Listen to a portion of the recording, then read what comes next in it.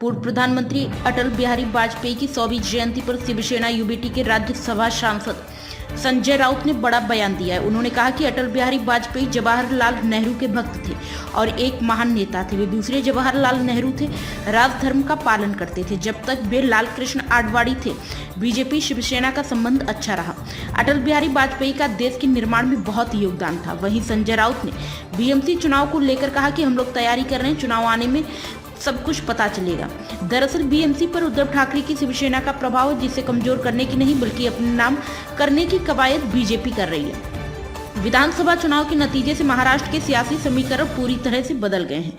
उद्धव गुट के सामने बीएमसी को बचाए रखने की चुनौती, ऐसे में उद्धव ठाकरे के लिए अपने आखिरी किले बीएमसी को बचाए रखने की चुनौती खड़ी हो गई है।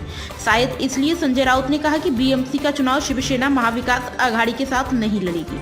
महाराष्ट्र के विधानसभा चुनाव में मात खाए उद्धव ठाकरे की नजर बृहन्मुंबई नगर निगम पर है। बीएमसी फतह कर उद्धव की कोशिश असल शिवसेना की लड़ाई को बनाए रखने की है। बीएमसी शिवसेना का गढ़ माना जाता है और 1996 से ही लगातार पार्टी यहां अपना मेयर बनाती रही है। मुंबई नगर निगम में 236 सीटें, जहां मेयर चुनने के लिए कम से कम 119 पार्षदों की जरूरत होती है। 2017 में आखिरी बार मुंबई में निकाय चुनाव कराए गए थे। उस चुनाव में 84 सीटों पर शिवसेना और 80 सीटों पर बीजेपी ने जीत हासिल की थी।